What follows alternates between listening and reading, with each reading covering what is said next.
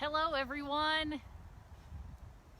You know what day it is. It's Friday, which means it is time for Farm Fact Friday. So welcome back again for another talk related to things involving the farm. If you had kind of an insight and thought we were talking about bison today, we were actually in Alveda at a new bison farm.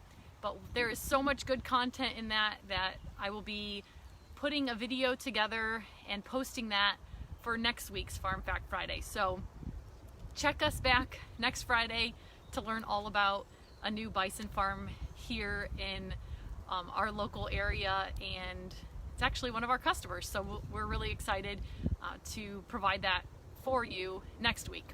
So today I'm going to talk about vegetable gardening, and this is something that don't necessarily have to have a lot of space to do a vegetable garden, but it is still cultivating the earth and planting to reap a harvest. So we're going to talk about a few tips as it relates to gardening. Hopefully you can use some of these tips in your own garden, and if you aren't a current gardener, it's certainly a thing that you could start up even in small doses. So not a garden quite as big as what's behind me, but you can do it in small doses until you have either more space or get more comfortable with the plants that you are putting in the ground. So the first thing I just want to talk about is the location in general for a garden. The important thing is that most of the plants in your garden are going to need direct sun. And they don't need direct sun for just a small portion of the day. We're talking direct sun that lasts from 6 to 8 hours. So that's quite a bit of sun as it comes up in the east and heads to the west at the end of the day. Another important thing to think about is where we're planting certain plants. So things that are tall, such as corn, we're gonna make sure that those things are planted in the north end or the west side of your garden, so we don't want those to provide any shade for the other plants. So I am looking to the east. So right here in this row right here behind me, these are corn rows, and we want those corn rows, those are at the north.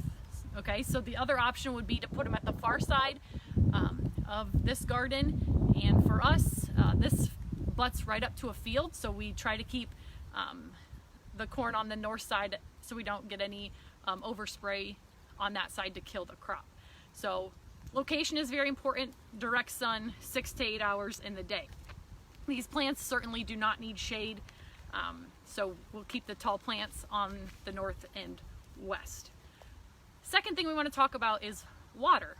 So during the course of a week, the established plants are going to need anywhere from 1 to 2 inches of water. Now this also would include your natural rainfall, so keep that in mind as you're watering your garden. Now sprinkler systems are fine.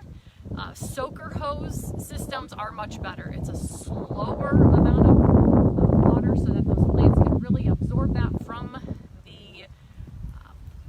the ground and get a better use of that water. And a sprinkler tends to pull things up, even push dirt away, so keep that in mind. Also, a timer system is pretty effective so that you don't have to worry about when that watering is going to happen. But of course those are just added bonus features to your garden, definitely not something that is absolutely necessary. Okay, let's talk about those pesky pests within your garden.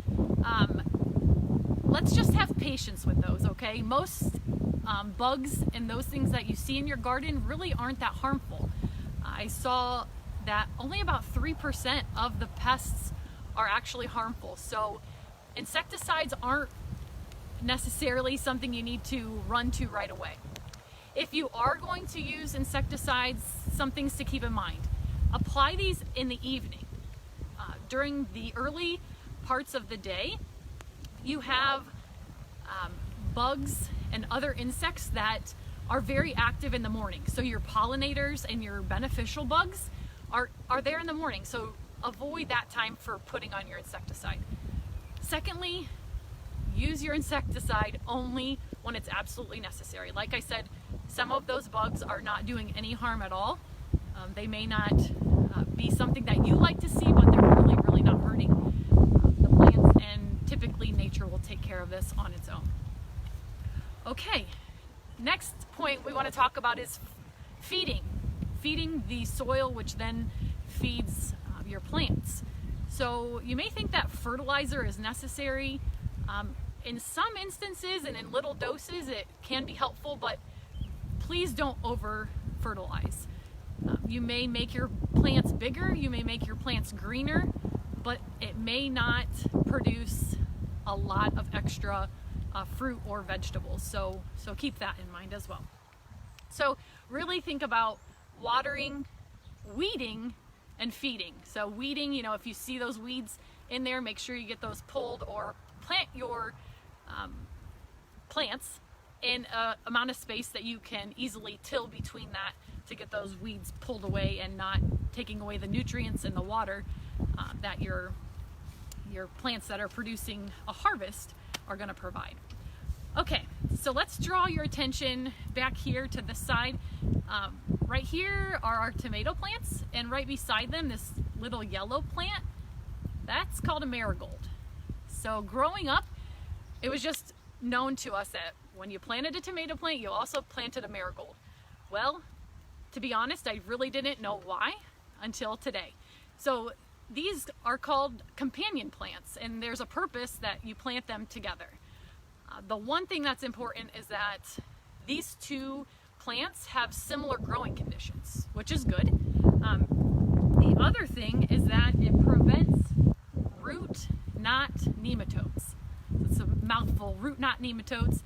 These are parasites that actually stick on to the roots of your tomato plant and can cause some issues with its growing and then also the crop production. So these marigolds are known to help prevent that. Secondly, these marigolds have a scent about them that also keeps some other pests away.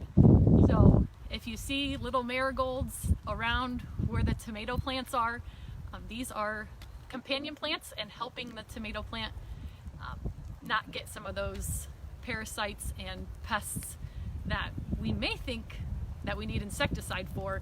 We can use something natural to just take care of that on its own. Nature working for nature. So, all right guys, I just threw a lot of information at you. We talked about location, we talked about watering, we talked about, what else did we talk about? Being patient with the pests that may come about. We also talked about over fertilizing, and then we even talked about companion plants. So if you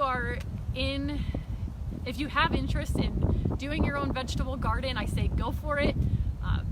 It's fine to start small and work your way up. Lean on those who have gardens and just learn through experience. So hopefully you have enjoyed our Farm Fact Friday for today. Please come back next week. We have exciting footage from our visit to the bison farm in Alveda, and we really want you to see that because, boy, those heifers and that bull are amazing. So with that, have a wonderful rest of your Friday. Hopefully this rain slows down here after a little bit, and have a great weekend. We'll talk soon. Bye-bye.